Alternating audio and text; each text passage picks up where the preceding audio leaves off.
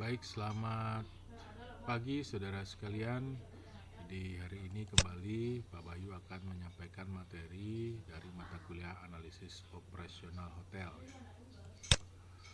Nah, untuk topik 6 ini merupakan kelanjutan dari topik 1, 2, 3, 4, dan 5. Sekarang kita sudah tidak terasa masuk minggu ke-6. Kita mempelajari topik 6. Jadi di sini Pak Bayu akan memberikan 3 rasio, yakni occupancy for complementary percentage, kemudian average length of stay monthly, cost per occupied room monthly. Nah, apa dari arti daripada rasio ini atau indikator-indikator ini dalam menilai kinerja operasional hotel? Kita akan bahas ya. Nah, pada pertemuan sebelumnya saudara sekalian telah mempelajari beberapa indikator untuk menilai operasional hotel. Antara lain total rooms in the house, house use, complimentary room, out of order room, total room available, number of guests, number of complimentary guests, number of paid guests, paid occupancy percentage, multiple occupancy percentage, average rate per room sold, average rate per guest, dan average guest per room sold. Jadi totalnya ada 13 indikator atau rasio yang Anda sudah pelajari pada pertemuan sebelumnya. Sekarang kita menambah di materi topik 6 ini. Kita akan mempelajari seperti yang tadi Pak sampaikan, occupancy for complementary percentage, average length of stay monthly, dan cost per occupied room monthly. Yang pertama tentang occupancy for complementary percentage, atau dalam bahasa Indonesianya adalah persentase tingkat hunian kamar untuk kamar komplement ya. Jadi persentase tingkat hunian kamar untuk kamar komplement. Jadi rasio ini merupakan rasio yang menunjukkan tingkat hunian kamar secara gratis berdasarkan jumlah kamar yang tersedia untuk dijual. Dihitung dengan cara number of complementary room dibagi dengan total rooms available ya. Jadi cara menghitungnya adalah dengan membagi antara jumlah kamar komplement dibagi dengan total kamar yang tersedia untuk dijual, total rooms available. Berdasarkan contoh pada tabel di atas, maka occupancy for complementary percentage dapat dihitung sebagai berikut ya. Jadi number of complementary rooms sebanyak 3 kamar dibagi total rooms available adalah 97 dikali 100%. Jadi kita bagi dulu 3 dibagi 97 baru dikali 100%, menghasilkan angka 3,09%. Jadi angka-angka di sini berkaitan dengan tabel yang ada di bagian awal ya, topik ini ya. Seperti tadi total room available adalah 97. Didapat dari mana? Dari total room in the house 100 dikurangi dengan house use 2 dan out of order 1. 100 dikurangi 3 sama dengan 97 kamar seperti itu. Jadi total room available to sold adalah 97 kamar. Jadi complementary room ini termasuk dihitung sebagai total room available. Oke, kita lanjutkan lagi. Selanjutnya adalah average length of stay, atau bahasa Indonesianya rata-rata lama tamu menginap dalam periode waktu bulanan ya, 1 bulan. Average length of stay atau rata-rata tamu tinggal merupakan rasio yang menunjukkan rata-rata lama tamu tinggal di hotel.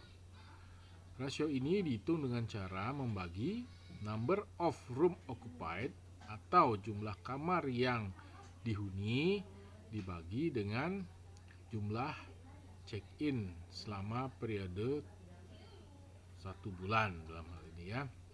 Nah, sebagai contoh, selama 1 bulan jumlah tamu check-in sebesar 1560 kali. Nah, data 1560 ini data tambahan ya. di dalam tabel di depan tidak ada.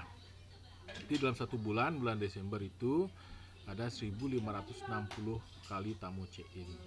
Sehingga rata-rata lama tamu tinggal di hotel adalah sebagai berikut. Membagi jumlah room atau kamar yang dihuni dibagi jumlah tamu check-in. Sebanyak 2498 dibagi 1560, yaitu 1,6 hari. Dapat angka 2498 dari mana, Pak? Ya, didapat dari sini. Number of room occupied 2498, month to date-nya.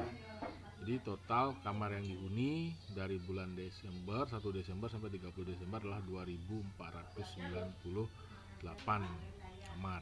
Kita masukkan ke dalam perhitungan, dibagi 1560 jumlah tamu CE sebulan, sehingga 1,6 hari hasilnya ya. Berikutnya, cost per occupied room, biaya untuk kamar yang dihuni ya, biaya untuk kamar yang dihuni. Jadi cost per occupied room, biaya per kamar, dihitung untuk mengetahui jumlah biaya operasional kamar dalam satu periode, misalnya bulanan. Hal ini digunakan untuk mengevaluasi pengaruhnya terhadap laba kamar. Misalnya, biaya operasional kamar satu bulan sebesar 113 juta rupiah. Maka cost per occupied room dihitung dengan cara membagi room expenses dibagi jumlah kamar tamu yang dihuni. Sebanyak 113 juta dibagi 2498. Jadi dalam satu bulan ya, biaya per kamar itu sebesar 45.235 rupiah, biaya operasional per kamar. Ya. Baik. Nah, sekarang tren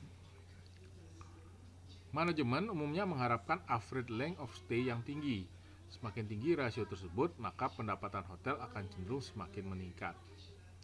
Namun tidak demikian halnya dengan average length of stay dan occupied per complementary percentage, karena apabila rasio ini semakin besar, maka akan mengurangi pendapatan hotel ya.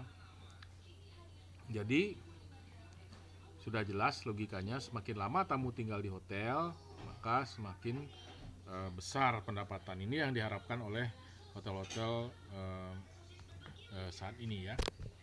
Jadi kalau kaitannya dengan quality tourism gitu. Nah, sebaliknya jika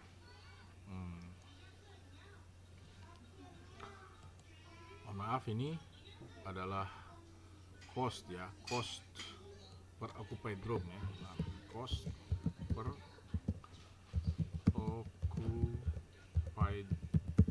room.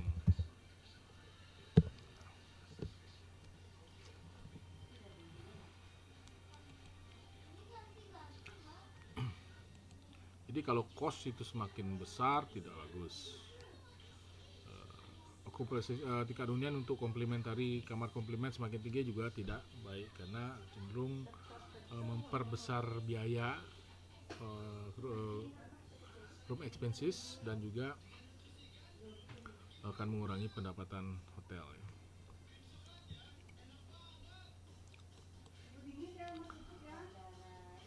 Jadi dengan mempelajari indikator dalam menilai operasional hotel, saudara diharapkan dapat membaca situasi operasional hotel. Nanti pada tahapan berikutnya, minggu depan kita akan mencoba membandingkannya dengan budget dan capaian tahun sebelumnya. Dengan demikian, diharapkan saudara dapat mengambil keputusan yang tepat sesuai dengan permasalahan yang dihadapi. Terima kasih atas perhatiannya. Selamat belajar dan selamat mengerjakan tugas. Nah, untuk tugas silakan dibaca di kolom tugas pada Google Classroom.